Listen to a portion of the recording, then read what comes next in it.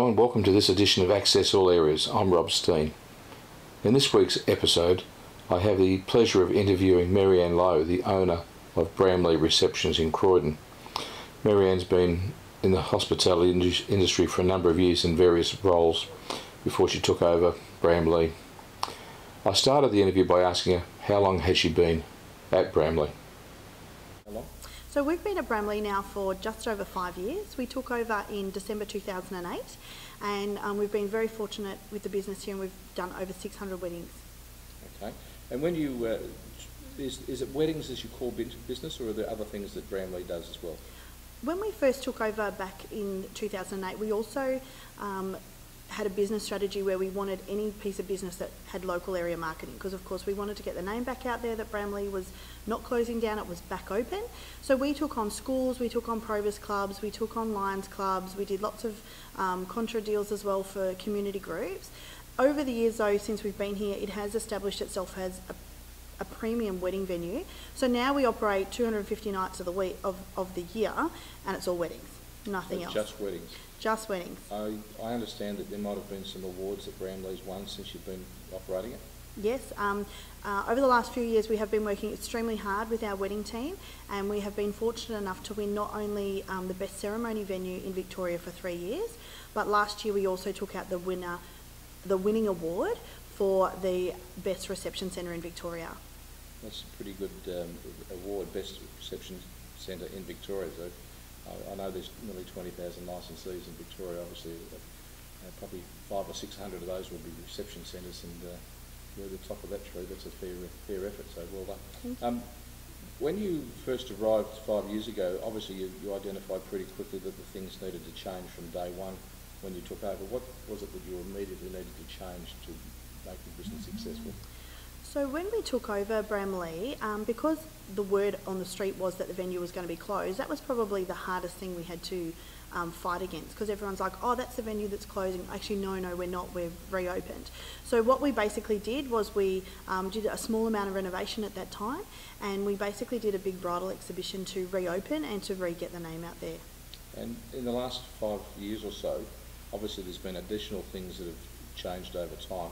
What was it you think you would have changed over that time, and why would you have done it that way? I think the thing I would have changed over time would have been that I would have had more money in the beginning to do things quickly, because like any business, you know, you have these big grand plans, but it all takes money and it all takes time. And I think looking back, I would have wanted to have a more definite plan and more of an idea of where we wanted to see the business in 5 years. I think in my wildest dreams I never imagined we'd have 250 weddings within the 5 years, a year happening, and had I thought of that maybe a bit earlier on, we might have got there quicker. It's always the way for a licensee to never have enough money when they take over, given that a lot of their resources are used just to get in the front door. And yeah. Of course, the operational dollars are obviously something you need to worry about.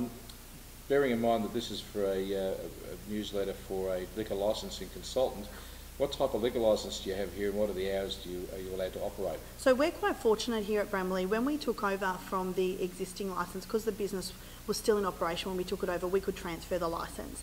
So we were able to transfer what is a limited licence, but it does give us the scope to operate 7 nights a week, and we are licensed until 1 a.m, which is very generous given the type of licences that are now issued to a new applicant within Victoria.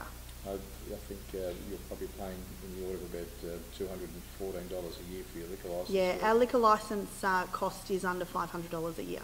Where if it was a on-premises licence for the same hours, it's probably going to be upwards of $2,500, so that's certainly a benefit to you.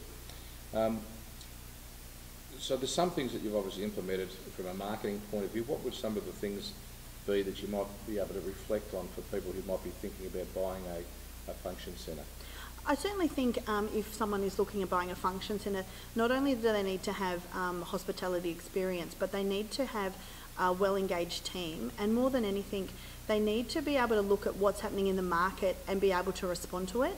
So if all of a sudden the latest fashion is a vintage wedding, they need to be able to accommodate that and actually market that. If all of a sudden it changes and the latest fashion is pink balloons on a purple polka dot koala, then they need to be able to accommodate that and deliver on it consistently for the guests. Because as an operator of a venue, you need to be one step ahead of what the restaurant, you need to be one step ahead of what the rest of the industry is doing, or you won't have a business that goes on and gets better.